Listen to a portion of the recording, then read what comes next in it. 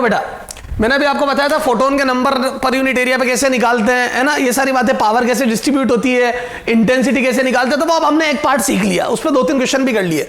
अब मैं बात बता रहा हूं आपको कि देखो हम ये बोल रहे हैं डुअल नेचर होता है लाइट का, तो लाइट इलेक्ट्रोमैग्नेटिक वेव के साथ साथ पार्टिकल की तरह भी बिहेव करती है, और पार्टिकल मतलब एनर्जी बंडल्स फोटोन। अब वो जा जाके कहीं पे पार्टिकल टकराएंगे तो अब m मास का v वेलोसिटी जाता है, पार्टिकल फोर्स भी पैदा करेगा, अरे उसका मोमेंटम चेंज होगा, अगला जाके टकरा के फोर्स भी लगाएगा, प्रेशर भी लगाएगा, तो उसी टाइप से हमारी जो ये रेडिएशन है वो फोर्स भी लगाएगी और प्रेशर भी एक्सर्ट करेगी, उसकी कैलकुलेशन अब करने जा रहे हैं।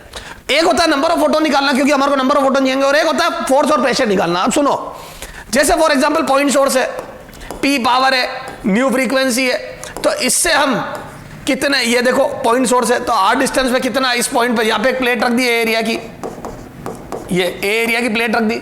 अब मान लो इस सोर्स की वजह से यहाँ पे कितना फोर्स प्रेशर सब निकाल लूंगा, कैसे बताता हूं। तो यहाँ पे इंटेंसिटी कितनी होगी, तो मैं बोल दूं पावर अपॉन एरिया 4πr², ये सिखा रखा मैंने, ये अगर ये डिस्टेंस आ रहे तो r डिस्टेंस पर इंटेंसिटी हो जाएगी p अपॉन 4πr², और ये हो जाएगी energy falling per unit area per second, और एक फोटोन की एनर्जी h नहीं है, तो यहां से मैं नंबर ऑफ फोटोन भी निकाल सकता हूं। तो मैं किसी भी तरीके से नंबर ऑफ फोटोन पे पहुंच जाऊंगा, कोई दिक्कत नहीं है। एक फोटोन की एनर्जी मुझे पता है, इंटेंसिटी का मीनिंग पता है, पावर का मीनिंग पता है, कितने फोटोन एमिट हो रहे हैं, तो p अपॉन एक फोटोन की एनर्जी, हाँ क्योंकि p होता है यूनिट पर सेकंड कितनी एनर्जी निकलेगी, तो एक फोटोन की एनर्जी का डिवाइड कर दूंगा। फिर यहां पर कितने फोटोन गिर रहे हैं, तो एरिया का डिवाइड कर दूंगा, तो यूनिट एरिया पे फोटोन आ जाएंगे। क्लियर है, तो ये सारी कैलकुलेशन में कर दूंगा, ठीक है। तो इंटेंसिटी, अब आ जाओ आप इस प्लेट पे, इधर देखना, तो मैं बोल दूं energy falling on plate of area A, falling per second, energy falling per second, main मुद्दा पर सेकंड का, क्योंकि पर सेकंड जो मोमेंटम ट्रांसफर होगा वही तो फोर्स होगा। तो एनर्जी फॉलिंग पर सेकंड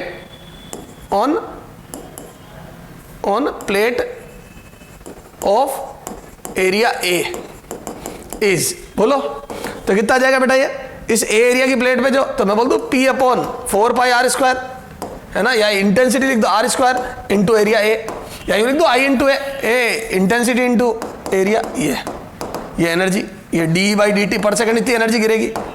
तो नंबर ऑफ फोटोन फॉलिंग पर second, number of photon falling पर सेकंड ऑन प्लेट, तो कितना आ जाएगा IA, ये हो गई एनर्जी अपॉन एक फोटोन की एनर्जी hc/λ। सर hc/λ क्यों लिख रहे हो, क्योंकि फोटोन का मोमेंटम भी इसी में लिखूंगा मैं। चलो साहब, तो ये आ गया नंबर ऑफ फोटोन कितने गिर रहे हैं पर सेकंड, तो इस प्लेट पर सेकंड कितने फोटोन टकरा रहे हैं ये पता पड़ गया। अब ये फोटोन टकरा के रिटर्न होंगे या एब्जॉर्ब हो जाएंगे, उस पर डिपेंड करेगा फोर्स। तो मैं बोल दूं फोर्स ऑन प्लेट, ठीक है, इज इक्वल टू पर second change in momentum dp/dt लिख दो, dp/dt, तो बोल दो पर सेकंड चेंज इन मोमेंटम, पर सेकंड चेंज इन मोमेंटम, ये ठीक साहब। तो पहला फर्स्ट फॉर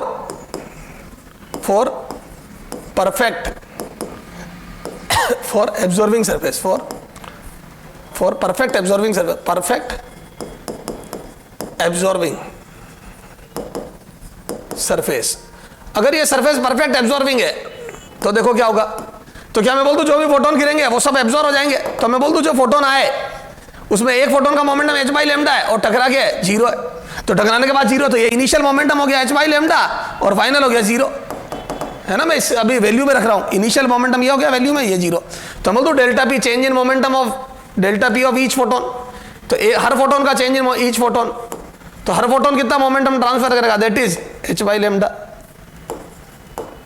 ये -0।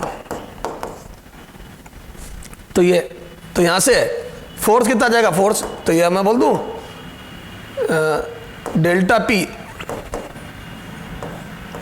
Of one photon into number of photon पर सेकंड, नंबर ऑफ फोटोन पर सेकंड, तो जो पर सेकंड जो फोटोन गिरेंगे वो इंटू ΔP, ये आ जाएगा h/λ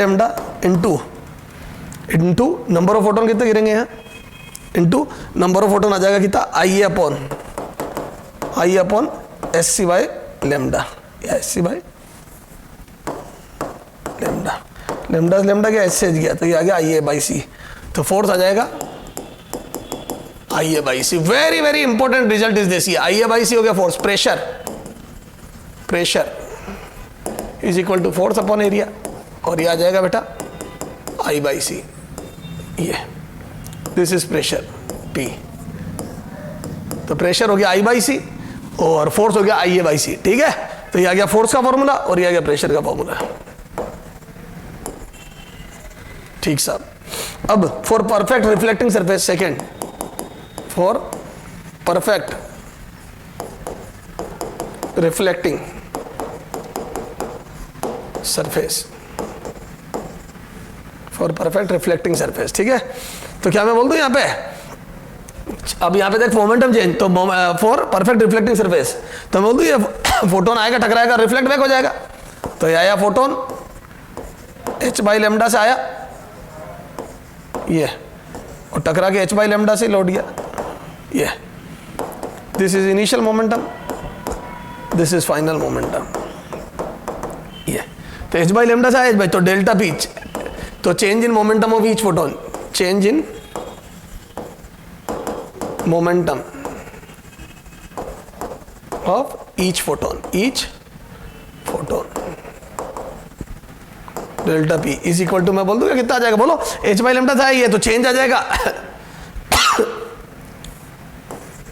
to H by lambda. ए बेटा अब मैं यहाँ रामायण नहीं कर रहा हूँ, मैं मैकेनिक्स में पढ़ा होगा इतने, कई बच्चे जीरो समझ लेते हैं, h बाई लेमडा। ए भैया इधर h बाई लेमडा था, फिर इधर है, तो change to H by lambda है ना। तो ये, तो यहां से देखो force, force is equal to क्या है बेटा, ये तो delta P of one photon into number of photon incident per second. Per second कितने फोटोन गिर रहे हैं इंटू एक फोटोन का चेंज इन मोमेंटम। तो यहां से फोर्स एफ बराबर कितना आ जाएगा बोलो, तो ये आ जाएगा two H by lambda, two H by lambda into per second कितने फोटोन इंसिडेंट हो रहे हैं, तो यहां से आ जाएगा I upon H C by lambda. तो यहां से लेमडा लेमडा गया, एच से एच गया, तो आ जाएगा two I A by C. This is the force. अब यहां से pressure, pressure P is equal to, बोलो फोर्स अपॉन एरिया, तो यहां से आ जाएगा two I by C. This is the pressure.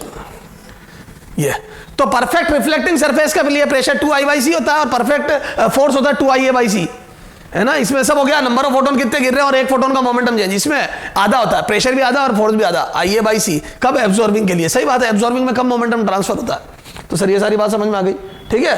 अब आ जाओ इस पे क्वेश्चन करते हैं, ठीक है।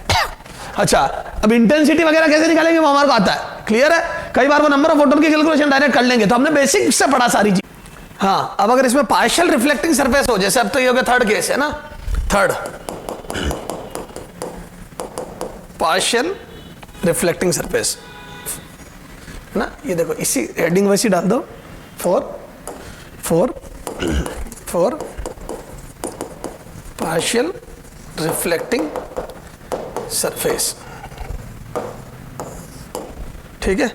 तो पार्शियल रिफ्लेक्टिंग सरफेस के लिए कितना हो जाएगा, तो सुनना मेरी बात को।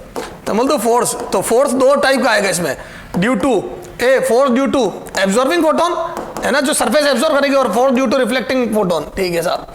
तो यहां से कितना आ जाएगा, तो फोर्स इज इक्वल टू, तो यहां से आ जाएगा बेटा आई ए बाई, सुनना चल छोड़, पूरा ही करते हैं अपन डिटेल में, ठीक है। तो मैं बोल दूं force due to absorbing photon, तो यहां से मैं बोल दूं number of photon, a number of photon per second, है ना, number of photon incident per second. तो पर सेकेंड जो फोटोन गिर रहे हैं उसका मैं बोल दूं आर टाइम्स, क्योंकि कोफिशिएंट, और ए देखो इसको बोलते हैं रिफ्लेक्शन कोफिशिएंट। जैसे ये सरफेस है, तो मैं बोल दूं जो फोटोन गिरे उसमें से आर टाइम्स रिफ्लेक्ट हो जाएंगे। जैसे एन फोटोन गिरे तो एन आर तो हो जाएंगे रिफ्लेक्ट, ए रिफ्लेक्टिंग कोफिशिएंट, रिफ्लेक्शन कोफिशिएंट, तो रिफ्लेक्शन कोफिशिएंट आर बोल दिया मैंने, मतलब जितना गिरता है उसका आर टाइम्स। जैसे 0.4 है तो 40% रिफ्लेक्ट होंगे, 60% एब्जॉर्ब हो जाएंगे, तो बोल दो आर टाइम्स ऑफ एन। तो जितने गिरेंगे उसका आर टाइम्स ऑफ एन तो हो जाएंगे रिफ्लेक्ट और बाकी हो जाएंगे एब्जॉर्ब। तो आ जाओ, तो नंबर ऑफ इंसिडेंट फोटोन पर सेकंड का आर टाइम्स हो जाएगा रिफ्लेक्ट, है ना, और इसमें आ जाएगा चेंज इन वन फोटोन आ जाएगा डेल पी वन फोटोन, तो वन फोटोन का चेंज इन मोमेंटम। ठीक साहब, तो ये हो गया। अच्छा फोर्स ड्यू टू, तो ये कितना आ जाएगा बोलो। अच्छा फोर्स ड्यू टू, ये रिफ्लेक्टिंग के लिए लिख दिया मैंने, कोई बात नहीं, रिफ्लेक्टिंग कर दो, है ना, सारा रिफ्लेक्ट है ना। और यहां कितना आ जाएगा I A by C, sorry I ए, ये energy falling per I A upon H C by lambda, है ना, इनटू आर, ये इतना रिफ्लेक्ट हुआ। और रिफ्लेक्टिंग फोटोन के लिए 2h बाई लेमडा था चेंज इन मोमेंटम। अरे बोलो, तो यहां से h लेमडा गए, तो ये आ जाएगा 2IA बाई सी आर, ये आ गया ये इक्वेशन 1। ये इसको इक्वेशन 2 कर दो, इक्वेशन 1 इसको डाल दो, ये 1। तो ये आ गया रिफ्लेक्टिंग की वजह से। अब आ जाओ एब्जॉर्बिंग की वजह से फोटोन, तो एफ एब्जॉर्बिंग, तो ये आ जाएगा कितना, number of photon incident per second into 1 minus R. A R reflect हुआ 40%, तो 60% एब्जॉर्ब होगा into del P of one photon, तो हर फोटोन का डेल पी। तो यहां से कितना आ जाएगा बोलो, number of photon incident per second, तो ये आ जाएगा I upon S C by lambda into 1 minus R, 1 minus R into H by lambda, ये तो लेमडा लेमडा गया, ये एच से गया, तो ये आ जाएगा कितना बोलो,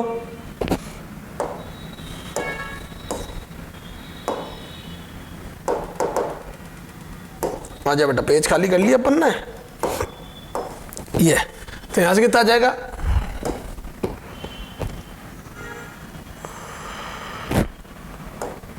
तो ये F absorbing I A by C 1 minus are.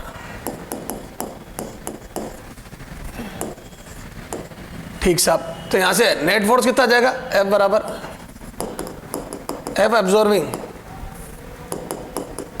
Plus F reflecting, तो ये आ जाएगा 2IA बाई सी आर, ये था गया ड्यू टू रिफ्लेक्टिंग फोटॉन्स, ठीक है, plus IA by C 1 minus R, ये आ गया due to absorbing photon.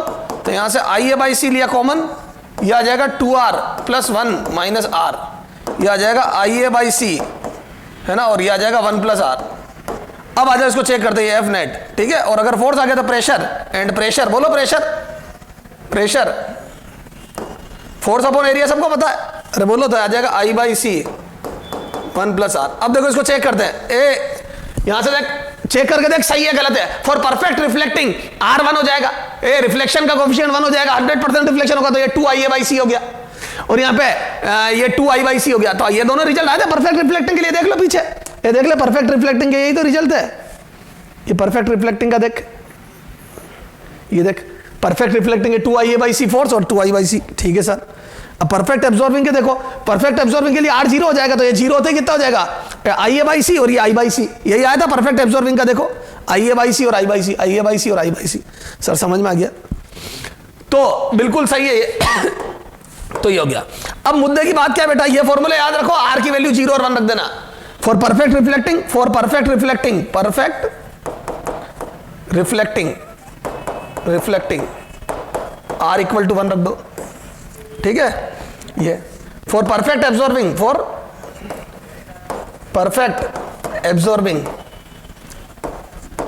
R equal to 0 रख दो, ठीक है। तो परफेक्ट रिफ्लेक्टिंग के लिए R 1 रख देना, वो रिजल्ट आ जाएंगे, और R 0, ओके सर। अब करते हैं कुछ क्वेश्चन बेटा, वैसे ज्यादा क्वेश्चन इसमें पूछ नहीं रहे, लेकिन फिर भी अपने को क्वेश्चन तो करने ही चाहिए, ठीक है। आजा कहां तक हुए थे क्वेश्चन, क्वेश्चन नंबर हो गए थे अपने 39 तक, 48 क्वेश्चन, आ जाओ एग्जाम्पल 40, ठीक है, बिल्कुल बेसिक बेसिक क्वेश्चन जो पूछे जा सकते हैं वैसे करते हैं, आ जाओ। ये क्या बेटा, द इंटेंसिटी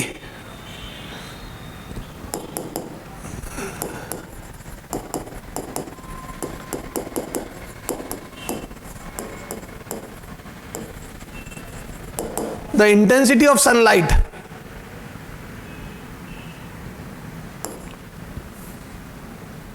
इज, है ना, सीधा शॉर्ट में लिख रहा हूं क्वेश्चन, I बराबर 1.4 kilo watt per metre square, kilo watt per metre square, if it is it is completely absorbed,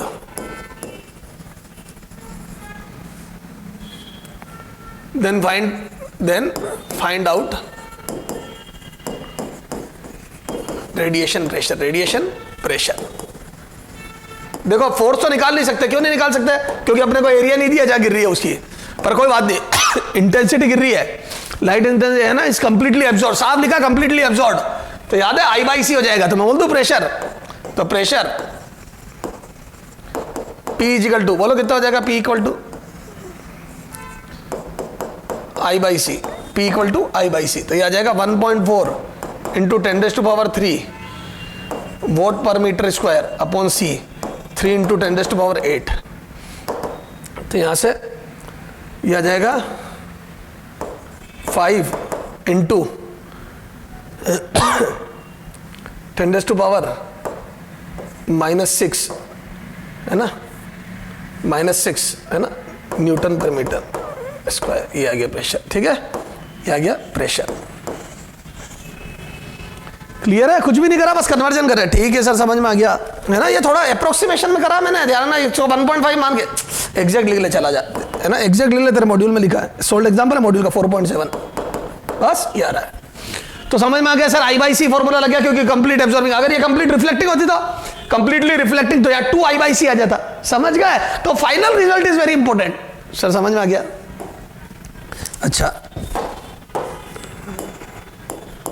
example 41 देखो बेटा, एग्जाम्पल 41 क्या होगा, इधर देख।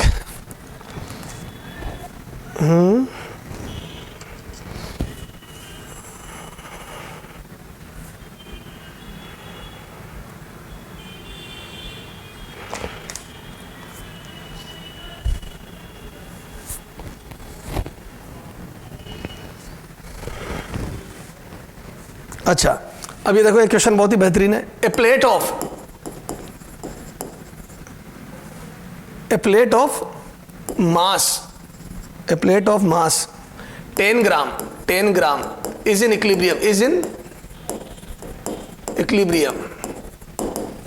equilibrium in air due to force exerted by light beam on it, due to force exerted by the light beam on plate. ठीक है, calculate the power of beam, calculate the power of beam, calculate the power of beam, assuming the plate is perfect absorbing, perfectly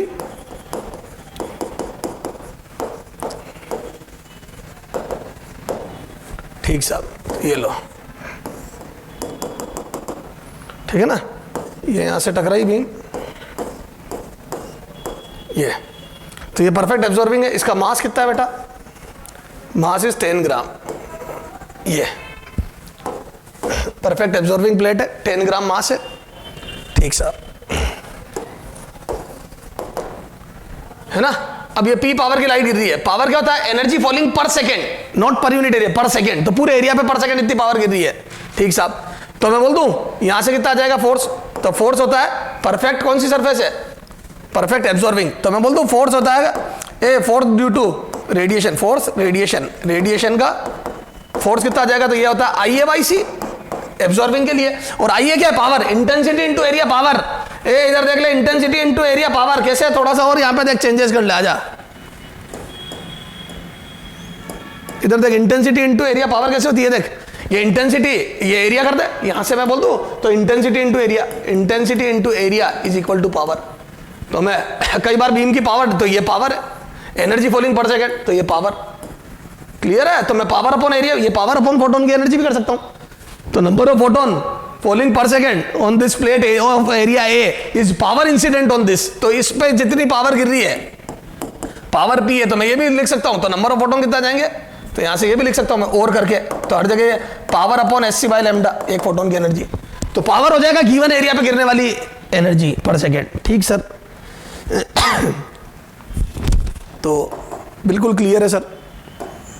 तो आ जाओ, तो मैं बोल दो आई A by C और पी बाई सी, पावर ही तो निकालनी है ये पावर, तो यहां से रेडिएशन फोर्स, तो ये mg के बराबर हो जाएगा। तो मैं बोल दूं P by C for equilibrium of plate, for equilibrium of plate. बोलो प्लेट के इक्विलिब्रियम के लिए क्या जरूरी है, तो बोल दो F ग्रेविटेशनल बराबर F radiation pressure, radiation.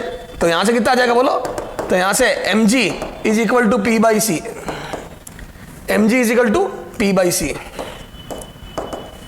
P by C, ठीक है। तो यहां से देखो कितना आ जाएगा पावर, तो P is equal to mgc, ठीक है। तो यहां से ये आ जाएगा P is equal to 10/1000 into 10 into सी,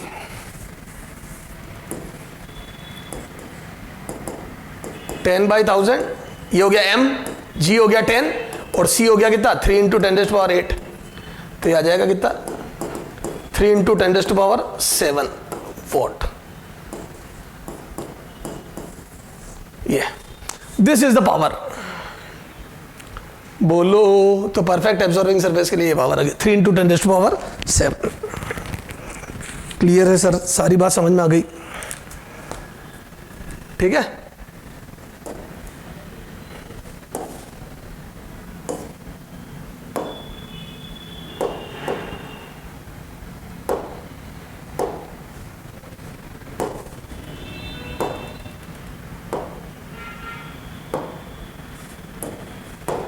ठीक है, तो एग्जाम्पल 42, तो कब आई ए बाई सी लगाना है, कब 2 आई ए बाई सी लगाना है, कब आई बाई सी, कब 2 आई बाई सी प्रेशर, कब पावर लिखनी है, सर सब समझ में आ रहा है, धीरे धीरे सारी पिक्चर क्लियर हो जाएगी बेटा क्वेश्चन करोगे तो।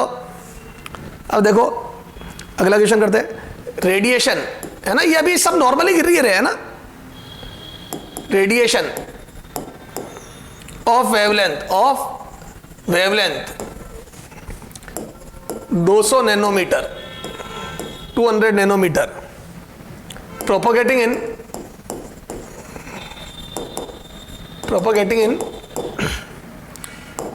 the form of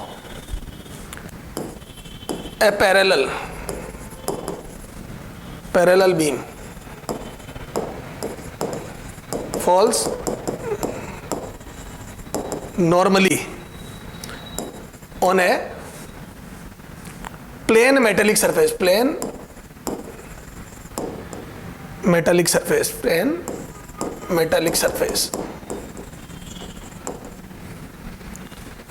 the intensity of beam is 5 milliwatt and its cross sectional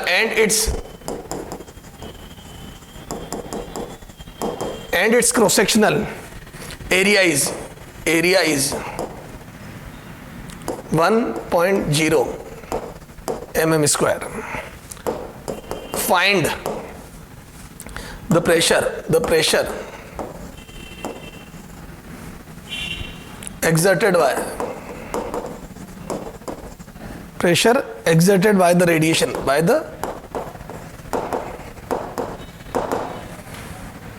on the metallic surface.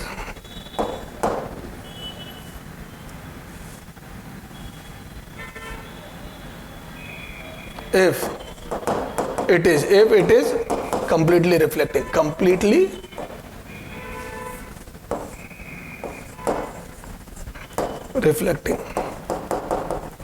ठीक है। अगर ये देखो रेडिएशन ऑफ वेवलेंथ, दिस कितनी है वेवलेंथ रेडिएशन की, 200 नैनोमीटर लैम्डा है, ठीक है। Propagating in the form of a parallel beam falls normally on a plane metallic surface of intensity of beam is this. तो इंटेंसिटी दी हुई है, वेवलेंथ दी हुई है, क्रॉस सेक्शनल एरिया दिया हुआ है, ठीक साहब। तब तो फोर्स भी, find the pressure exerted by the radiation on the metallic surface, it is completely absorbing. अगर कंप्लीटली एब्जॉर्बिंग है तो प्रेशर कितना था बोलो, pressure P is equal to, तो कंप्लीटली एब्जॉर्बिंग के लिए कितना हो जाएगा बोलो, 2I बाई सी। अरे अब कंप्लीटली एब्जॉर्बिंग के लिए 2I बाई सी हो गया ना, 2I बाई सी तो फोर्स होता है, प्रेशर की बात चल रही है, ठीक साहब। तो यहां से P बराबर आ जाएगा 2, I कितना है मिलीवॉट, I हो जाएगा इंटू 5 इंटू 10⁻³ अपॉन सी, है ना, तो अपॉन सी 3 इंटू 10⁸ हो गया काम। तो कितना आ जाएगा ये 3.33 इंटू 10⁻⁻11 न्यूटन पर मीटर स्क्वायर। देख लो कितना कम प्रेशर और कितना कम फोर्स लगते हैं। आप फोर्स और प्रेशर की वैल्यू तो देखो, समझ भी तो लो थोड़ी, बहुत नेग्लिजिबल। देखो इतने 10 ग्राम को बैलेंस कर पाया ये, है ना। यहाँ देखो वो 10 प्रेशर, ये 10⁻⁻6 उसमें न्यूटन पर मीटर स्क्वायर में। क्लियर है क्या सब, समझ में आ गई। तो बहुत नेग्लिजिबल से लगते हैं, नहीं तो फिर नजर नहीं आ रहे थे क्या नेचर में। ठीक सर, तो ये क्या मैंने कुछ गलती करी क्या? देखो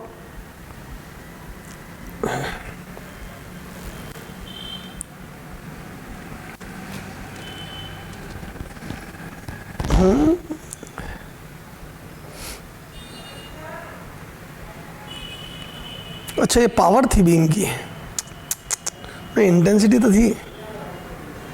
अच्छा I/A/C, ये तो प्रेशर हो गया ना।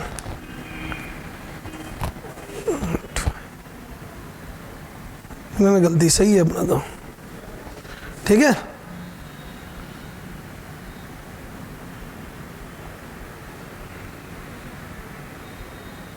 इंटेंसिटी ऑफ बीम देखे, पावर मिली वोट। ए या बेटा ये गलती इन्होंने करी है, अपन ने नहीं करी है। ए इधर देख, ये इंटेंसिटी नहीं, आपके मॉड्यूल में लिखा इंटेंसिटी, ये पावर थी। ये पावर ऑफ बीम है ना, ये इंटेंसिटी नहीं थी, power of beam, power of beam, ठीक है। तो ये पावर थी, है ना। देखो यूनिट पावर की तो है, ये इंटेंसिटी का है, तो पावर ऑफ बीम। तो मैं बोल दूं पावर से इंटेंसिटी बनानी पड़ेगी अपने को, तो इंटेंसिटी बराबर, तो पहले देखो ये वापस करना पड़ेगा अपने को। क्यों? क्योंकि अगले ने गलती करी है। तो मैं बोल दूं power, sorry intensity, intensity is equal to power upon area, क्योंकि पावर होती है एनर्जी फॉलिंग पर सेकेंड, और अपॉन एरिया कर दूंगा तो energy falling per unit area per second हो जाएगी। तो आ जाओ पावर अपॉन एरिया। तो पावर कितनी बेटा 5 इंटू 10⁻³ अपॉन एरिया। एरिया आ जाएगा 1 कितना 1.01 mm², 1 इंटू 10⁻⁻6, तो यह आ जाएगा वोट पर मीटर स्क्वायर। तो यह आ जाएगा 5 into 10⁻³ watt per metre square. This is the intensity.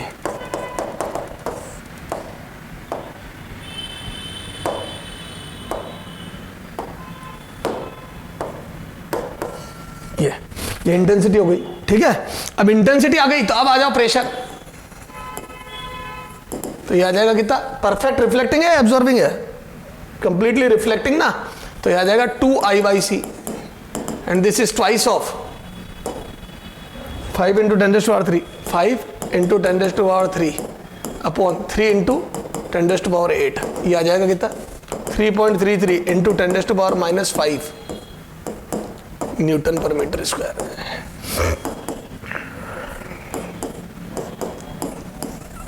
ये क्लियर है क्या? तो ये सर सारी बात समझ में आ गई हमारे, ठीक है।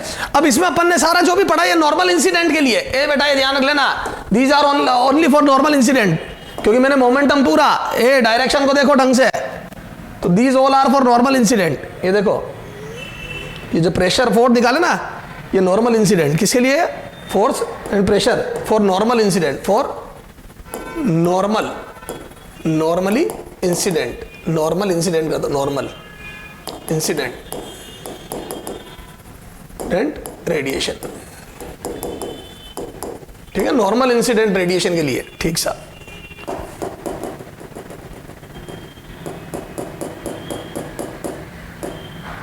ठीक सा। अब तिरछी गिरेगी तो क्या होगा, ठीक है। एक आधा क्वेश्चन कर लेते, अब इतना कौन पूछ रहा तुम्हारे से यार, ठीक है। बस वो मोमेंटम में करते थे वैसे तक, मैं समझा नहीं रहा हूं तुम्हारे को, है ना। जबरदस्ती को मतलब नहीं है अटाला इकट्ठा करने से, है ना। जो काम की चीज है वो पढ़ो। पहली बात तो इतना भी कोई नहीं पूछ रहा है, बस तेरे को तो वो I/C और वो फॉर्मूले ध्यान होने चाहिए। 43 देखो बता देता हूं, जैसे मान लो कोई सरफेस है परफेक्ट रिफ्लेक्टिंग है, लेकिन फोटोन तिरछे गिर रहे हैं 60 डिग्री के एंगल पे, ना मॉड्यूल में सॉल्ट एग्जाम्पल कर लेना, तो 60 पे जाएंगे। तो मैं बोल दूं वो मोमेंटम का बस वो जो भी मोमेंटम होगा उसका ये वाला कंपोनेंट, तो फोर्स कितना आ जाएगा बोलो, परफेक्ट रिफ्लेक्टिंग है तो फोर्स आ जाएगा कितना 2I/A/C पहले हुआ करता था, अब cos 60 लगने लग जाएंगे। क्यों लगने लग जाएंगे cos 60? क्योंकि ये वाला कंपोनेंट आएगा। क्लियर है? तो पर सेकंड मोमेंटम ट्रांसफर में cos 60, ये देखो ना हॉरिजॉन्टल कंपोनेंट, वर्टिकल तो वो कब हो रहा, तो force will be exerted due to horizontal component of this. ये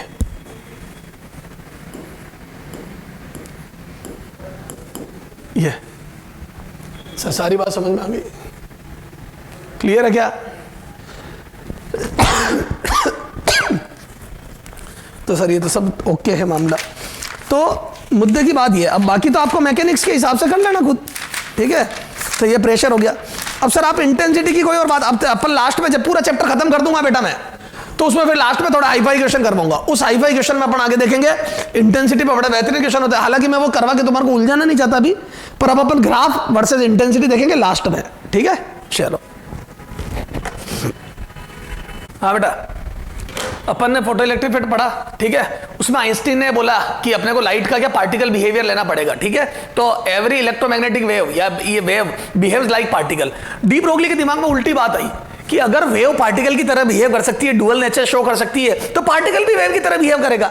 हर पार्टिकल की, हर मैटर की एक वेव, उसके साथ एक वेवलेंथ एसोसिएट होगी, उसका भी वेव नेचर होगा। जैसे ये पार्टिकल है तो इसका भी एक वेव नेचर होगा और उसके साथ एक वेवलेंथ एसोसिएट होगी, बिल्कुल। तो डी ब्रोगली ने बोला, क्या बोला डी ब्रोगली? तो डी ब्रोगलीज हाइपोथेसिस क्या है? ये रामायण हाइपोथेसिस मतलब रामायण।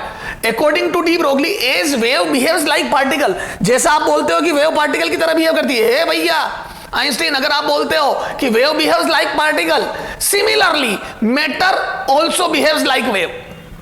उसी प्रकार से कोई भी मैटर जो होता है वो भी वेव की तरह बिहेव करेगा, उसके साथ भी एक वेवलेंथ एसोसिएट होगी। तो every matters behaves like wave according to de Broglie. According to D. Broglie, wavelength of wave associated with particle is given by this. तो वेवलेंथ ये होती है h by p। तो किसी भी वेव की वेवलेंथ लेमडा बराबर h by p होती है। क्लियर है क्या? चलो आगे, यहां पे p की वैल्यू रखते हैं। देखो आगे और फॉर्मूला बना सकता हूं, और करके लिख दो। तो एक फॉर्मूला तो ये आ गया है ना, और करके लिख दूं मैं, लेमडा इज इक्वल टू, आपको पता है मोमेंटम किसी पार्टिकल का, m मास के पार्टिकल का जो कि v स्पीड से आ रहा, मोमेंटम कितना होता है? तो मैं बोल दूं h अपॉन mv। अगला देखो, और lambda is equal to h upon under root 2m K, और k की वैल्यू याद है, k काइनेटिक एनर्जी है। सर ये कहां से आया? इधर देख, मैकेनिक्स में पढ़ा होगा, छोटी मोटी मैकेनिक्स तो पढ़ी होगी ना। तो k बराबर होता है हाफ mv स्क्वायर। तो यहां से m का मल्टीप्लाई डिवाइड कर दूं मैं, तो यहां से आ जाएगा बेटा m square v square upon 2m। Sir आप m का मल्टीप्लाई डिवाइड क्यों कर रहे हो? इसलिए कर रहा हूं क्योंकि मास तो कांस्टेंट होता है किसी ऑब्जेक्ट का, स्पीड बदलती है, अपन जितनी बात करते हैं उतनी। थ्योरी ऑफ रिलेटिविटी, हाँ, तो p स्क्वायर अपॉन 2m, ये क्या आ गया?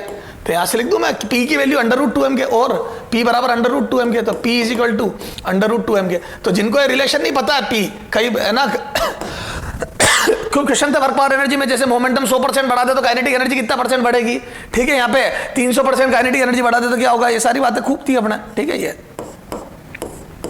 ये तो ये सारा हिसाब किताब था। ये तो ये लेमडा हो गया। अच्छा, अब काइनेटिक एनर्जी लिखते हैं। तो काइनेटिक एनर्जी अगर कई बार वो होता है, जैसे चार्ज पार्टिकल है ना, क्यू मास का, क्यू चार्ज का चार्ज पार्टिकल है, v वोल्टेज से एक्सेलरेट करा है ना, v वोल्टेज से एक्सेलरेट करा है ना, वोल्टेज v अप्लाइड करा, वोल्टेज v अप्लाइड करा, अप्लाइड वोल्टेज v,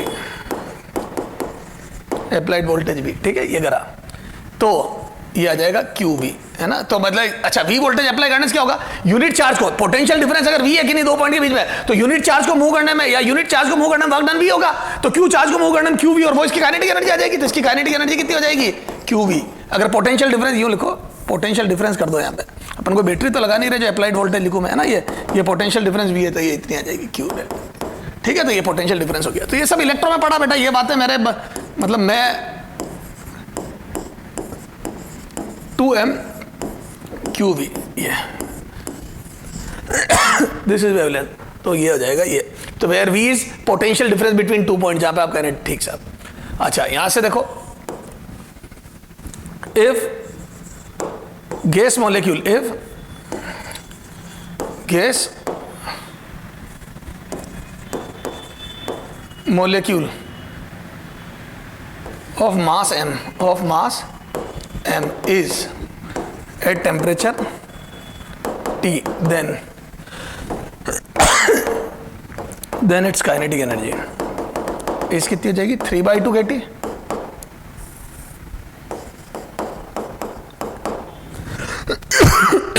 ये 3/2 kT रखो, तो यहाँ से कितना आ जाएगा लैम्डा बराबर, तो यहाँ से आ जाएगा h/√2m 3/2 kT। यहाँ से गया तो कितना आ जाएगा बेटा, lambda is equal to h/3m kT।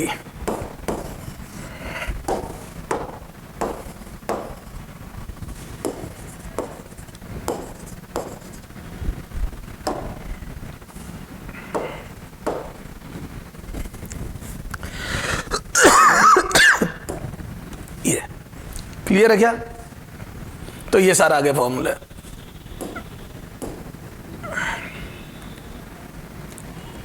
चलो सर अब आगे आ जाओ, ठीक है। अब अपन ने देखो कितने क्वेश्चन कर लिए थे उसमें पीछे वाले में, एग्जाम्पल 26 है ना। अब अपन समझते हैं ये क्या है। तो डी ब्रोगली वेवलेंथ क्या होगी बेटा कि every particle also behaves like wave, मतलब पार्टिकल का भी डुअल नेचर होता है एक तरीके से, और वो उसकी वेवलेंथ जो होती है वो होती है h/p, p की जगह लिख दिया mv, फिर लिख दिया √2m के, क्लियर है। और यहाँ पे qv, k की वैल्यू qv, ठीक है। अपने को बेटा ज्यादा फालतू की बातें नहीं, जो काम की बातें वो पढ़ो ढंग से, है ना। पता पड़ता है ज्यादा फालतू की बातों के चक्कर में काम की बातें एक भी नहीं आती, ठीक है। चलो आ जाइए अब इन पे क्वेश्चन करते हैं, ठीक है। फिर अपन इलेक्ट्रॉन के लिए भी देखेंगे डी ब्रोगली वेवलेंथ, ठीक है। फिर अपन डेविसन जर्मर एक्सपेरिमेंट देखेंगे, ठीक है। चलो आ जाओ। इफ अच्छा हाँ थोड़ा सा है ना, some important particle, some important particle जो अभी काम आएंगे मेरे, है ना। पार्टिकल मतलब मैं उनके बारे में बता रहा हूं जो मेरे काम आने वाले हैं। हालांकि मैग्नेटिक फील्ड में भी ये तरह काम आते हैं। तो प्रोटॉन है ना, प्रोटॉन, तो बोलो प्रोटॉन का मास कितना आ जाएगा बेटा, m, है ना, एंड चार्ज q, ये मैं ले रहा हूं। अब दूसरों को इससे कंपेयर करूंगा, इफ है ना, ये प्रोटॉन के लिए। तो बताओ ड्यूट्रॉन के लिए क्या हो जाएगा, न्यूट्रॉन, बोलो ड्यूट्रॉन के लिए। तो बोल दो मास 2m, क्योंकि उसमें एक प्रोटॉन एक न्यूट्रॉन होता है, चार्ज वही होगा जो प्रोटॉन का होता है। अरे आइसोटोप हाइड्रोजन, हाँ। उसके बाद प्रोटॉन ड्यूट्रॉन। अब आ जाओ आप अल्फा पार्टिकल, बोलो अल्फा पार्टिकल, ठीक है। तो अल्फा पार्टिकल के लिए क्या जाएगा बेटा, मास 4m हो जाएगा क्या, और चार्ज 2q हो जाएगा, डबल होता है, याद है He++। ये 3 पार्टिकल बहुत देता है, क्लियर है। तो अपन काम में ले लेंगे, ये बात तेरे को मैग्नेटिक फील्ड में पता है इसलिए मैं यहाँ नहीं लिखाना चाह रहा हूँ, ठीक है। जबरदस्ती की कॉपियां मत धरो बेटा। नोट जितने प्रिसाइज शॉर्ट और मतलब होता है ना जैसे पिन पॉइंटेड होंगे, उतना रिवीजन में भी मजा आएगा और उतने मार्क्स भी बढ़ेंगे। ज्यादा रामायण वो भर भर के नोट्स की फोटोकॉपियां कराते फिरते कोई मतलब नहीं, ऐसे सडन नोट्स होगा। नोट्स वो काम के हैं बेटा जो पिन पॉइंटेड क्वेश्चन ढंग से करवा दे हुए आपको, समझ गए, ताकि रिवीजन में भी अच्छा लगे। पता पड़ा रामायण ने लिखी हुई है, क्या मतलब है फालतू की चीज समझने से, ठीक है। तो फोटो इलेक्ट्रिक इफेक्ट, तो फोटो इलेक्ट्रिक इफेक्ट की बात करेंगे, ठीक है ना। अपने को लिटरेचर नहीं बनाने, ठीक सर। आ जाओ अब देखो, if proton and alpha particle are moving with same speed, are moving with same momentum,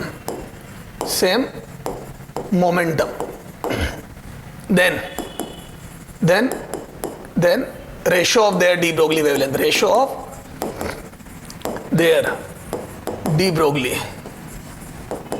wavelength will be है ना, lambda proton is to lambda alpha. चलो आ जाओ, ठीक है। तो lambda proton is to lambda alpha.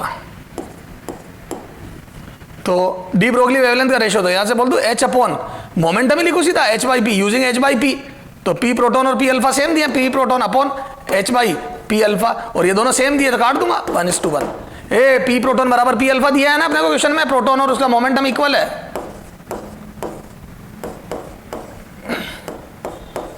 ये तो प्रोटॉन और अल्फा का मोमेंटम सेम है तो 1:1। चले आगे,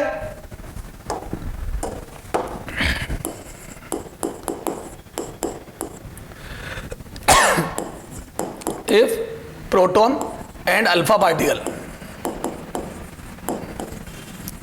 are moving with same speed, then ratio of their, ratio of their, देखो बिल्कुल सीक्वेंस से क्वेश्चन करा रहा हूं, देयर डी ब्रोगली वेवलेंथ,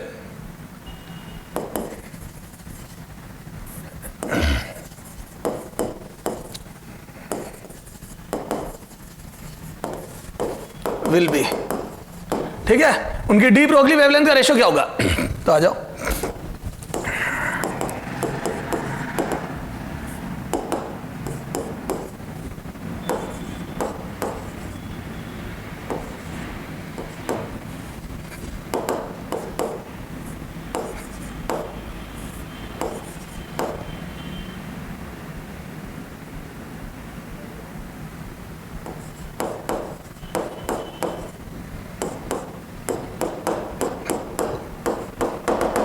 देखो ये h by m b formula लगाऊंगा इस बार, using h by m b, using, बोलो lambda is equal to h by m b. क्यों लगा रहा हूं ये फॉर्मूला बेटा? क्योंकि इस बार मेरे को स्पीड सेम दी है, क्लियर है, तो ये m4m, तो 4:1, समझ में आ गई क्या? ये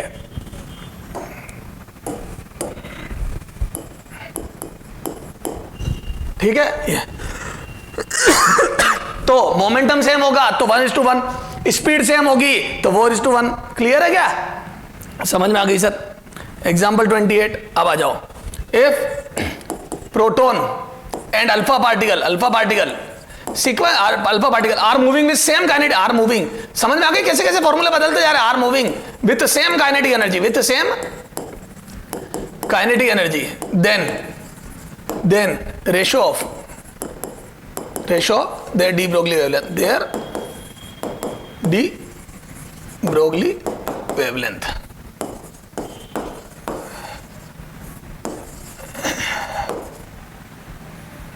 ठीक है, आ जाओ भैया, तो यहां से बोल दो lambda proton is to lambda alpha particle, ये तो यहां से moving with same kinetic energy, तो यहां से बोल दो h upon under root 2mk is to h upon under root 2m, कितना हो जाएगा? अरे बोलो अल्फा पार्टिकल का मास कितना हो जाएगा? 4m इंटू के, ये तो यहां से h से h गया बेटा, k से k गया, 2 से 2 गया, m से m गया, तो 2:1, क्लियर है? 2:1, बोलो, तो ये आ गया रेशो, तो 2:1, तो काइनेटिक एनर्जी इसकी k कर दी और मास इसका 4 टाइम्स है, तो ये आ गया 2:1, तो moving with same kinetic energy, ठीक साहब, are moving with same kinetic energy and their de Broglie wavelength का रेशियो ये, तो कभी काइनेटिक एनर्जी सेम दे देगा तो मैं अंडर रूट 2mk वाला फॉर्मूला लगाऊंगा, कभी मोमेंटम सेम तो सीधा h बाई पी, कभी स्पीड सेम तो h अपॉन एम वी, तो कब कौन से फॉर्मूला लगेंगे समझ में आ गया बेटा? इट डिपेंड्स आपको क्या गिवन है डेटास, ठीक है, कभी अगर मोमेंटम की बातें करा सीधा ये लग जाएगा, तो ध्यान रखना जब मोमेंटम सेम होगा डी ब्रोगली वेवलेंथ सेम होगी। याद है मैग्नेटिक फील्ड में भी तुमने रेडियस पढ़ी होगी, r बराबर M V upon Q B, याद है? वहां एम वी ऊपर मोमेंटम होता है तो p बाई क्यू बी, कई बार वो मोमेंटम ही सेम दे देता है, बच्चा m और v ढूंढता है, नहीं, h अपॉन एम वी, ये सर समझ में आ गया। अब सर ये पोटेंशियल, अब देखो आ जाओ पोटेंशियल की बात भी करते हैं, बिल्कुल ओके है सर आपकी बात, ठीक है, ये भी समझ में आ गया sir, okay sir. If proton and alpha particle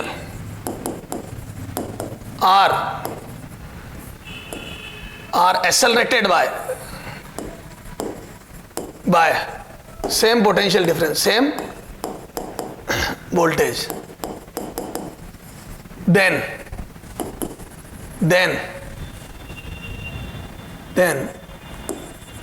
ratio of their de Broglie wavelength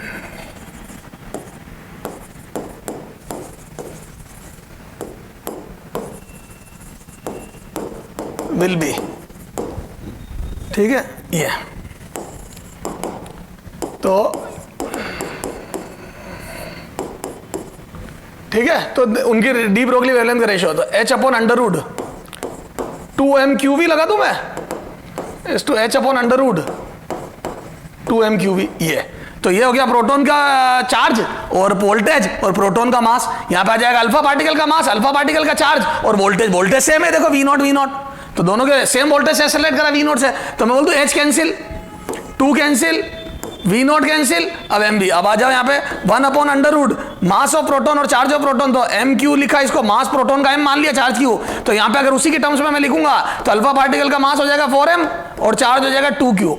clear है? ये एम ये कट गया, तो ये आ जाएगा बेटा √8:1, ये √8:1, तो ये आ जाएगा 2√2:1, 2√2:1। क्लियर है क्या? ये चलो आगे।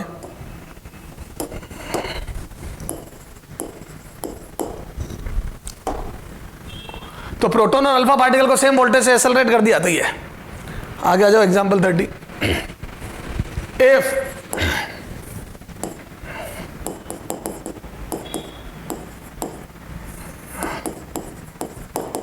प्रोटॉन एंड अल्फा पार्टिकल, ठीक है, न्यूट्रॉन भी कर सकते, मैं देखो एक पे ही करा रहा हूं सिस्टम, तो आप न्यूट्रॉन भी कर सकते हो, वहां मास 2m हो जाएगा और चार्ज की हो जाएगा। समझ गए क्या? चलो सर, इफ प्रोटॉन है ना एंड अल्फा पार्टिकल, ठीक है, एक मिनट रुक गया, है ना, वेलोसिटी का हो गया, काइनेटिक एनर्जी का हो गया, ये वोल्टेज का हो गया, है ना। अब टेम्परेचर पे करते हैं, एक क्वेश्चन मॉड्यूल का ही ले लेते हैं, ठीक है। थोड़ा टेम्परेचर में लैंग्वेज सेट करनी पड़ेगी बेटा। ये रहा, देखो, फाइंड द रेशियो ऑफ, क्या है question? Find the ratio of, ठीक है, de Broglie wavelength, de Broglie wavelength, de Broglie wavelength of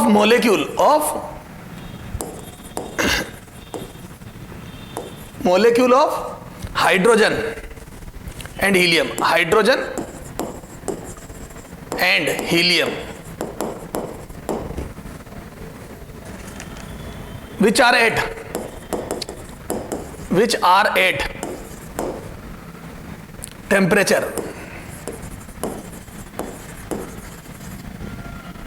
27 degree centigrade and 127 degree centigrade, ठीक है।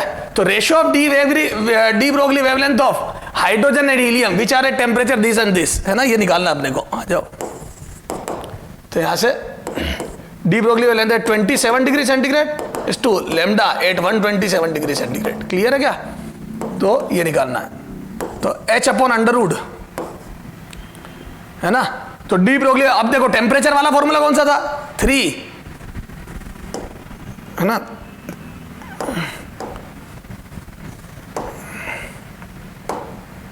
ये था ना 3mkt, ठीक है, 3mkt। आ जाओ, तो ये आ जाएगा 3m। अब m किसका बेटा? तो m रखेंगे किसका? अल्फा पार्टिकल, और ये तो मास रखने पड़ेंगे, तो यहां पे आ जाएगा किसका? हाइड्रोजन।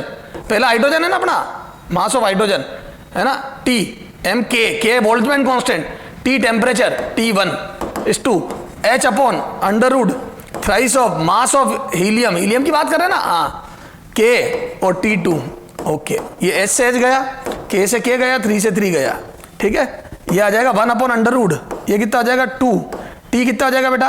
ये 27 को केल्विन में बदलो बेटा, तो 300 केल्विन, और इसको भी केल्विन में बदलो बेटा, तो 400 केल्विन। क्लियर है? ये आ गया, तो ये आ जाएगा 2 तो लिख ही दिया, 300 केल्विन इस टू 1/√, हीलियम का 4 इंटू 400 केल्विन, ये। तो यहां से 2 0 कट गए, ये आ जाएगा 4:√6, 4:√6।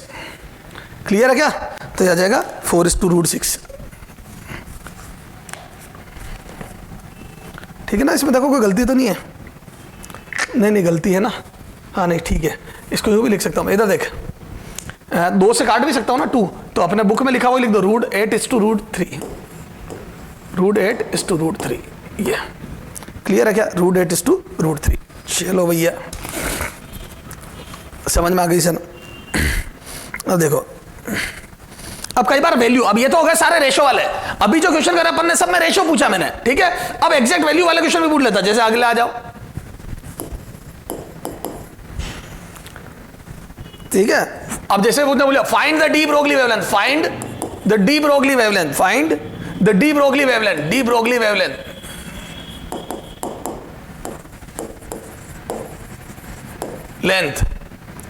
Of a 0.01 kg of a KG pellet having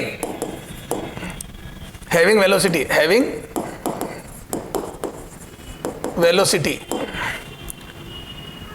v equal to 10 metre per second, ठीक है, 10 मीटर पर सेकेंड के इक्विवेलेंट की, ठीक है, वेलोसिटी पता नहीं, चलो आ जाओ भैया। तो यहां से बोल दो डी ब्रोगली वेवलेंथ बराबर h अपॉन mv, ए स्पीड और ये मास दिया mv, तो कितना आ जाएगा ये 6.6 into 10⁻⁻34 upon 0.01 into V 10 metre per second, ठीक है, तो ये आ जाएगा 0.1, तो ऊपर भेजा 0.1 को तो आ जाएगा 6.6 इंटू 10⁻⁻33 लैम्डा मीटर में, ठीक है। ये आगे डी ब्रोगली वेवलेंथ देखो कितनी कम होती है, इससे अपन ये समझ सकते हैं कि 10-10 मीटर पर सेकंड से चलते हुए पार्टिकल की डी ब्रोगली वेवलेंथ कितनी कम होती है, समझ गए क्या? आपके सामने देखो नन्हे मुन्ने से डेटा है 10⁻⁻33 की टर्म में, क्लियर है। अब आप इसको चाहो तो एंगस्ट्रॉम में भी लिख सकते हो, कितना lambda is equal to 6.6 into 10⁻⁻23 angstrom, clear है क्या? ये तो दोनों तरीकों से लिखा जा सकता है, कोई दिक्कत नहीं है। सर सारी बात समझ में आ गई? तो इस टाइप से बेटा सारा सिस्टम बदल, ठीक है। तो ये डीब्रो, अब आ जाओ, अब देखो सबसे इंपॉर्टेंट बात, अब इलेक्ट्रॉन और प्रोटॉन, हालांकि प्रोटॉन की इतनी इंपॉर्टेंट नहीं है, लेकिन ठीक है तुम्हारा दी हुई है तो मैं लिख जरूर दूंगा, ठीक है। De Broglie wavelength for electron, ठीक है, तो यहां पे लिखो D Broglie wavelength, de Broglie, exact value पूछने लग गया आजकल, D Broglie wavelength for electron, ठीक साहब। तो बोल दो लैम्डा ई वो आ जाएगा कितना, तो de Broglie wavelength h upon under root 2me QeV है ना, ये फॉर्मूला में मास ऑफ इलेक्ट्रॉन, ये सब इलेक्ट्रॉन के लिए है ना, फॉर इलेक्ट्रॉन। तो बोल दो एज वी नो, अरे भैया आप क्या जानते हो, है ना, ये हो गया। तो आपको मास वगैरह सब पता है, ये वोल्टेज है, तो वोल्टेज अप्लाइड या पोटेंशियल डिफरेंस अप्लाइड, ठीक है। ये एज वी नो क्या, मास ऑफ इलेक्ट्रॉन इज 9.1, कितना था 9.1 इंटू 10⁻⁻31 होता है शायद, -31 kg, and charge of electron QE बराबर 1.6 इंटू 10⁻⁻19 कूलाम। ये तो लैम्डा इलेक्ट्रॉन आ जाएगा बेटा 6.6 into 10⁻⁻34 upon under root 2, m आ जाएगा 9.1 इंटू 10⁻⁻31 इंटू Q हो जाएगा 1.6 इंटू 10⁻⁻19 इंटू V, ये आ जाएगा। क्लियर है क्या सर, समझ में आ गई? तो अब यहां से सोल्व करेंगे अपन इसको, तो सोल्व करने पे ऑन सॉल्विंग दिस, क्या लिखूंगा मैं, ऑन सॉल्विंग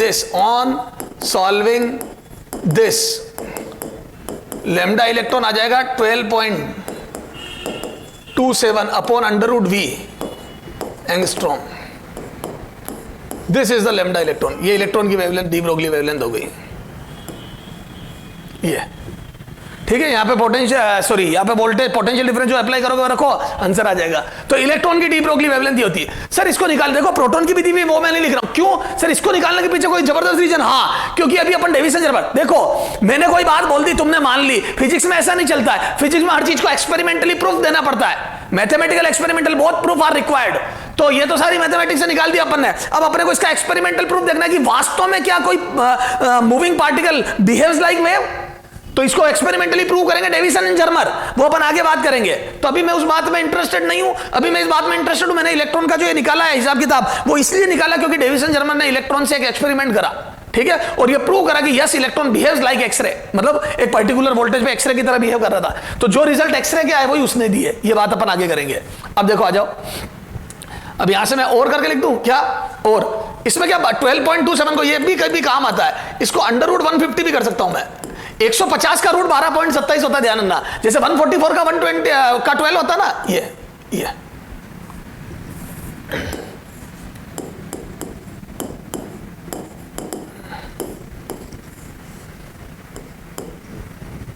क्लियर है क्या?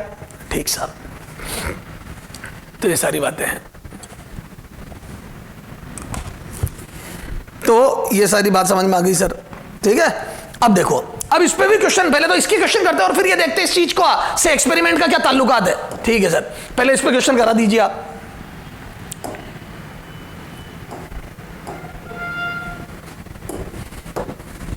एग्जाम्पल 32, ठीक है। इफ एन इलेक्ट्रॉन, ये सीधा सीधा था, electron is accelerated with voltage V equal to 100 volt, then it's de Broglie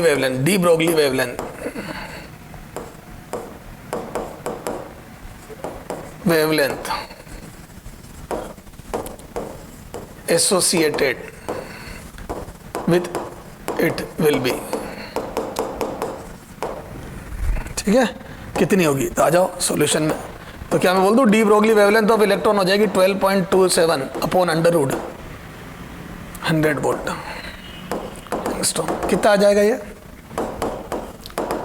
आ जाएगा 1.227 एंगस्ट्रॉम, ये 1.227 angstrom. This would be the de Broglie wavelength. Clear है क्या? ये डी ब्रोगली वेवलेंथ होगी जो उसके साथ एसोसिएटेड होगी। चला गया?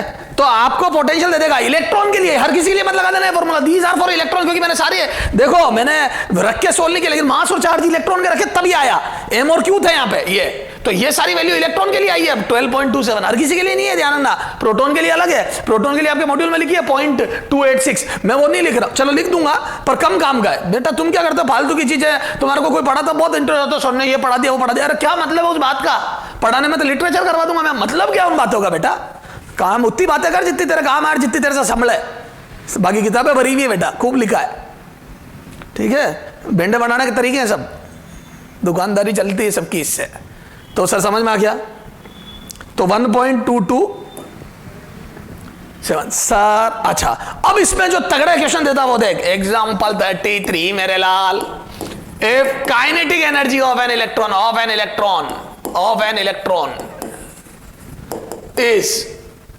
is K equal to 64 electron volt, then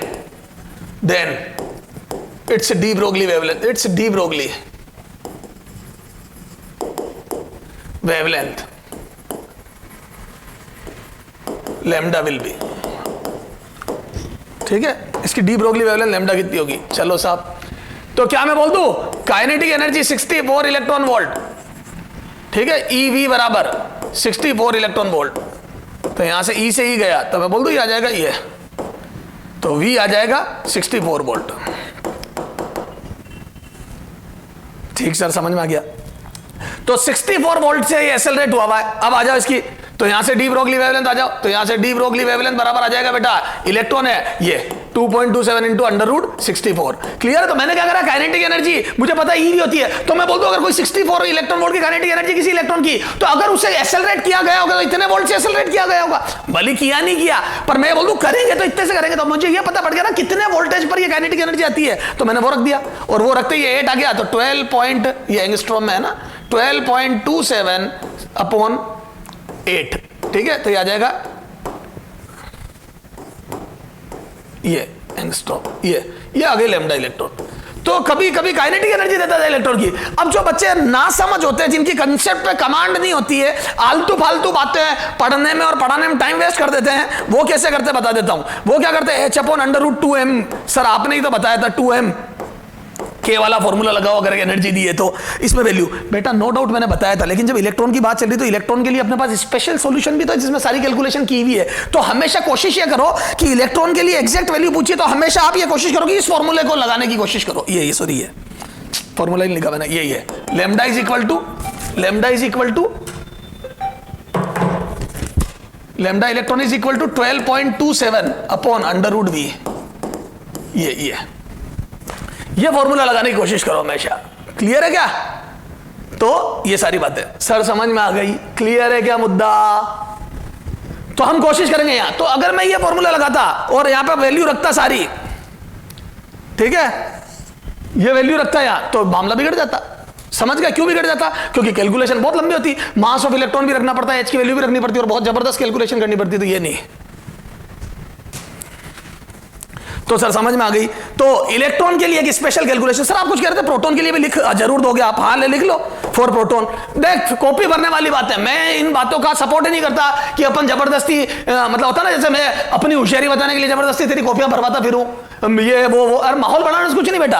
आप पिन पॉइंटेड बातें, मेरे को कोई मतलब नहीं है अपना माहौल बढ़ा, आप तो पिन पॉइंटेड बातें वो पढ़ो जो आपके काम आए और जो आपको पार कराए और जो आपके लिए सही रहे। ऐसा नहीं हो कि कॉपी इतनी ज्यादा बढ़ जाए कि पढ़ने मजा नहीं आए। पिन पॉइंटेड थ्योरी लिखाता हूं बेटा, पिन पॉइंटेड, ठीक है।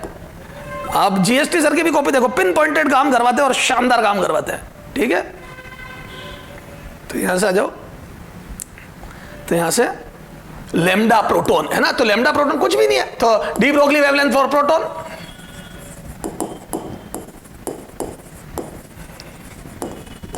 फॉर प्रोटॉन तो आ जाएगा lambda proton is equal to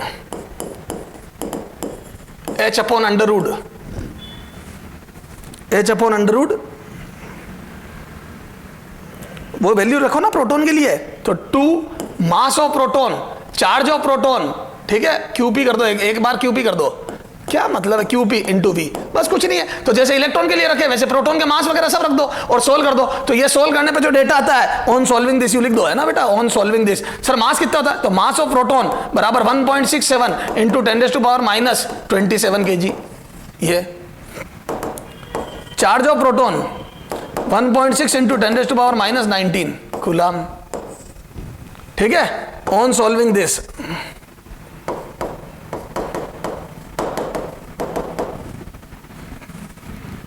आ जाओ, तो lambda proton is equal to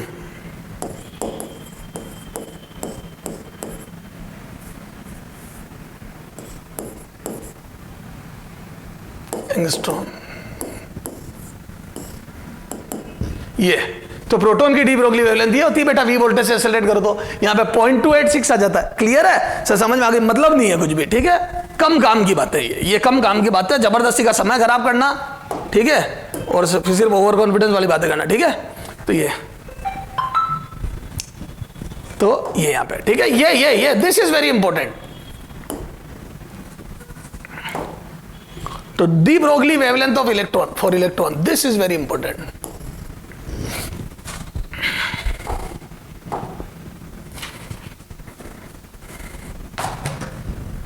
हाँ बेटा आ जाओ, अब थोड़े से और लेवल बढ़ाते हैं क्वेश्चनों का, ठीक है। अपने कहां तक क्वेश्चन नंबर कहां तक? 33 है ना, 34 है ना, थोड़े से तगड़े हाई लेवल के है ना, जेई लेवल के क्वेश्चन देखते हैं,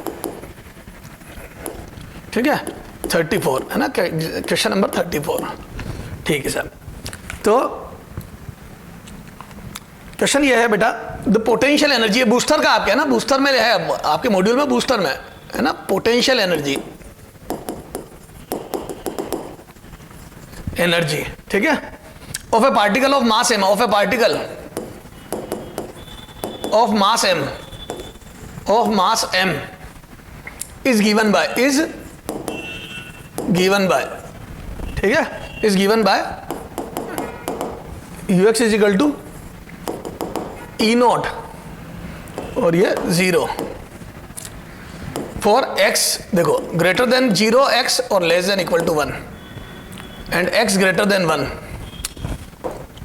ठीक है। ये आ गया ये lambda 1 and lambda 2, lambda 1 and lambda 2 are de Broglie wavelength of the particle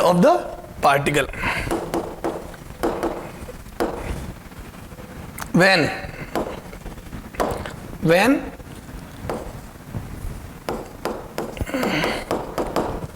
x 0 से 1 एंड x ग्रेटर देन 1, ठीक है। Lambda 1 and lambda 2 are de Broglie wavelength for when x greater then 0 and less than 1, मतलब 0 से 1 के बीच में D Broglie wavelength lambda 1 है और 1 से बड़े के लिए लैम्डा 2 है, ठीक है, रेस्पेक्टिवली, ठीक है, respectively. If total energy, if total energy of particle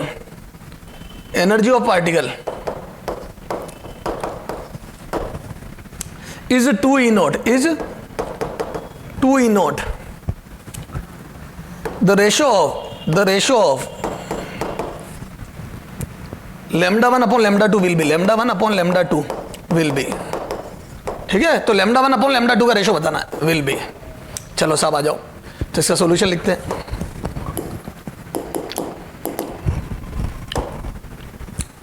potential energy दी हुई है पार्टिकल की, तो ई नॉट और 0, lambda 1 lambda 2 de Broglie wavelength दी हुई है, किसके लिए है? फॉर 0 से 1 के लिए और ग्रेटर देन 1 के लिए, है ना। और 2 ई नॉट टोटल एनर्जी है। तो जब पार्टिकल की 2 ई नॉट टोटल एनर्जी और 0 से 1 में पोटेंशियल एनर्जी थी, तो काइनेटिक कितनी हुई?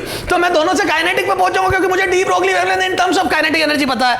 तो यहां से मैं लिखूं सॉल्यूशन में, तो लैम्डा 1 बराबर h upon under root 2m,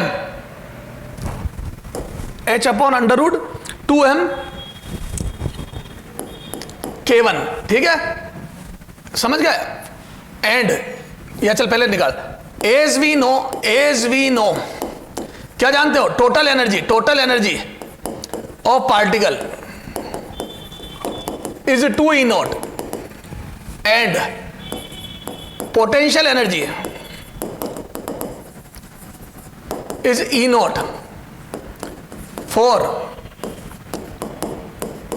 x less than equal to 1 और greater than equal to 0, hence kinetic energy is equal to total energy minus potential energy. तो करो total energy minus potential energy,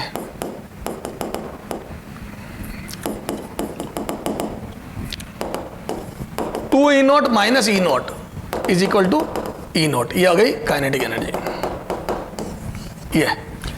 अच्छा, for x greater than 1,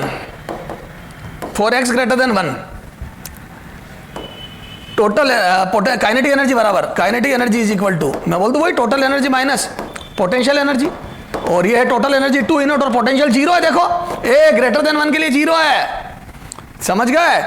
तो ये x less than equal to 1 और greater than equal to 0 के लिए तो ये है काइनेटिक, और ये x ग्रेटर देन 1 के लिए ये है, तो 2 ई नॉट आ गया काइनेटिक एनर्जी, ये आ गई काइनेटिक एनर्जी। तो आ जाओ, तो डी ब्रोगली वेवलेंथ देखो, lambda 1 is equal to h upon क्या आ जाएगा बेटा? h upon under root 2m K1, तो यहां से आ जाएगा h upon under root 2m E naught, equation 1। Lambda 2 equal to h upon under root 2m 2 E naught, ये आ जाओ, lambda 1 upon lambda 2 is equal to कितना आ जाएगा? ये आ जाएगा √2, lambda 1 upon lambda 2 is equal to under root 2, ये आ गया। ये क्लियर है क्या? ये आ गया √2। समझ गए सर? बड़ा ही बेहतरीन क्वेश्चन है, क्योंकि आपको इनडायरेक्ट काइनेटिक एनर्जी दी हुई है, डायरेक्ट दी हुई है। पोटेंशियल एनर्जी दे दी, टोटल दे दी, तो काइनेटिक निकाल लो, इस ड्यूरेशन में अलग आएगी, इस ड्यूरेशन में अलग आएगी, मतलब इस रीजन में कह दो इसको, ड्यूरेशन तो क्या टाइम तो है नहीं, ठीक है सर। आ जाओ एग्जाम्पल 15 और तगड़ा क्वेश्चन दिखा दो सर। ये देखो बेटा एग्जाम्पल, अपना कौन सा नंबर बन रहा है इसमें एग्जाम्पल में? 34 के बाद 35, आ जा बेटा एग्जाम्पल 35, ठीक है। एग्जाम्पल 35 में क्या है बेटा? देखो, an electron mass m with an initial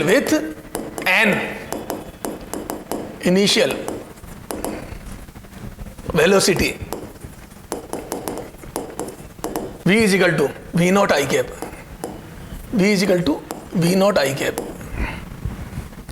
is in an electric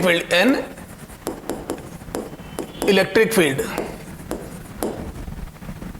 E is equal to E note J cap, ठीक है। तो उसकी इनिशियल वेलोसिटी पार्टिकल की ये है, एन इलेक्ट्रॉन है जिसकी इनिशियल वेलोसिटी है इलेक्ट्रिक फील्ड ये है, ठीक साहब। इफ लैम्डा नोट है ना is equal to H upon m v naught. ठीक है, ये पॉज करके खुद भी करना बेटा पहले ट्राई, ऐसा नहीं सीधे टीप टाप के कर लो। Then de Broglie wavelength, then de Broglie wavelength after time t, after de Broglie wavelength at time t, at time t is given by, is given by. ठीक है, टी टाइम के बाद डी ब्रोगली वेवलेंथ कितनी होगी? ठीक साहब, तो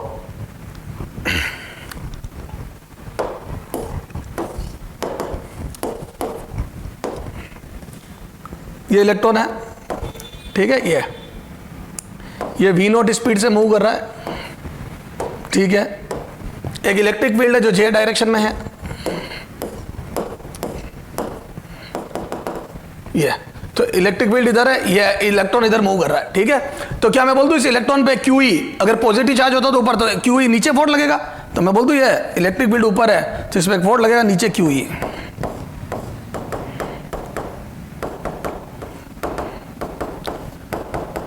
E note ये फोर्स लगेगा, क्लियर है? तो E नोट फोर्स लगेगा नीचे। ठीक सर, तो चार्ज आ रहा है आगे, फोर्स लगेगा नीचे। ठीक सर, अब टी टाइम के बाद इसका डी ब्रोगली वेवलेंथ निकालना है, और इस इन्होंने दिया है एम एच लेमडा नोट की वैल्यू h1। ठीक साहब, तो बोल दो after time t, after time t. ठीक है, तो मैं बोल दो इसका मोशन कैसा हो जाएगा? आगे तो जा ही रहा है, ये यूं जाएगा, ये ठीक है, ये तो एक स्पीड नीचे होगी, सॉरी एक स्पीड नीचे होगी और एक आगे होगी। आगे तो वी नॉट कांस्टेंट होगी क्योंकि आगे की तरफ ना एक्सेलरेट हो रहा है ना डीएक्सेलरेट हो रहा है, और एक नीचे की तरफ स्पीड होगी, तो वो कितनी होगी? तो बोल दूं आफ्टर टाइम टी यूजिंग, लिखो using equation of motion, using equation of motion, या first equation of motion, using first equation of motion, equation of motion.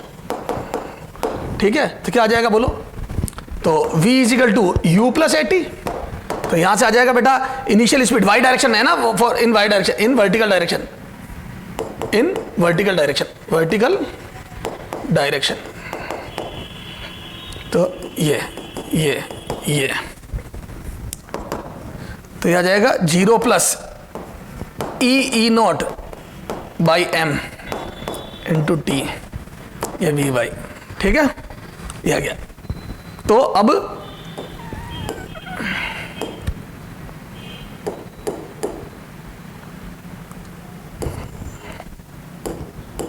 हाँ, तो आगे चलते हैं। तो ये क्या आ जाएगा? ये आ गया ना, ए इधर देख, ये वाई डायरेक्शन में, तो अब नेट स्पीड कितनी आ जाएगी? तो क्या मैं बोल दूं वी नेट, ए बेटा अपने को तो नेट स्पीड चाहिए, वी नेट का mod is equal to v x का स्क्वायर प्लस वी वाई का स्क्वायर, है ना, ये मैग्नीट्यूड के स्क्वायर इनके का रूट अंडर। आ जाओ साहब, तो ये आ जाएगा वी नोट का स्क्वायर प्लस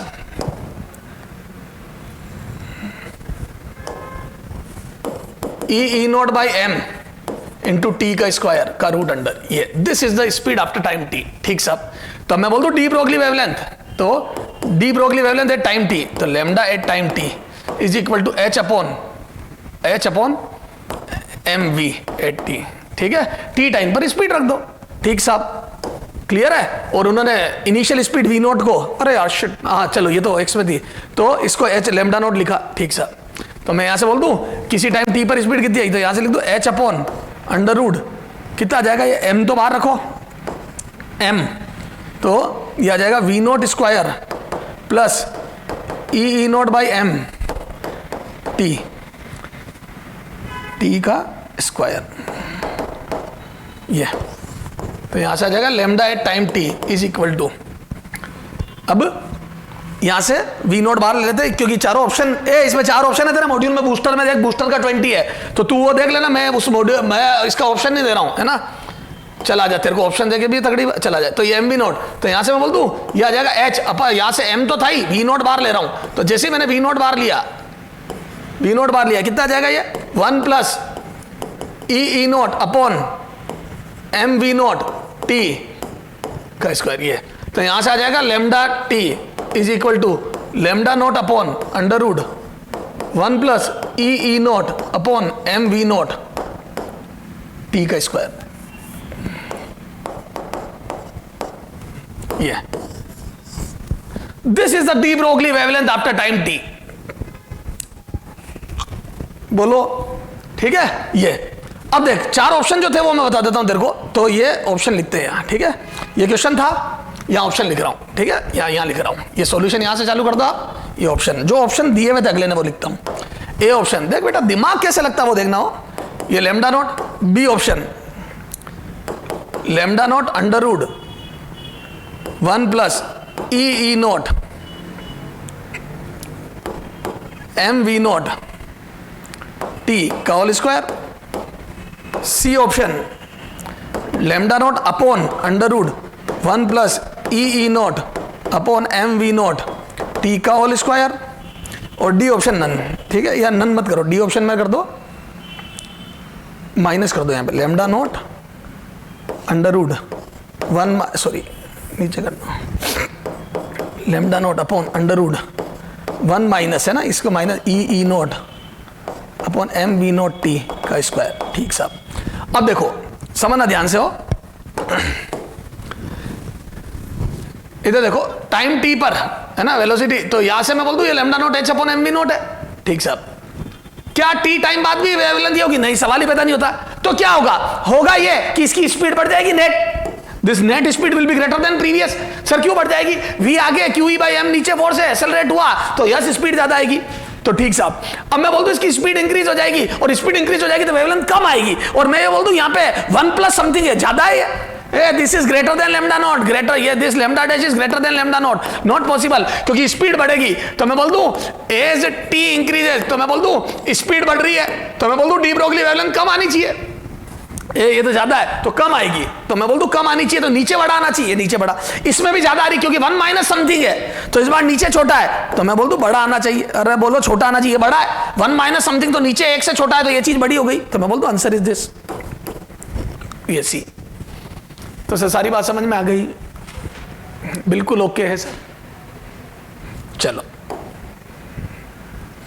तो लॉजिक से ही हो गया, तो इसको बोलते हैं लॉजिक। क्या बोलते हैं इसको? एम ए सर के लॉजिक, लॉजिक।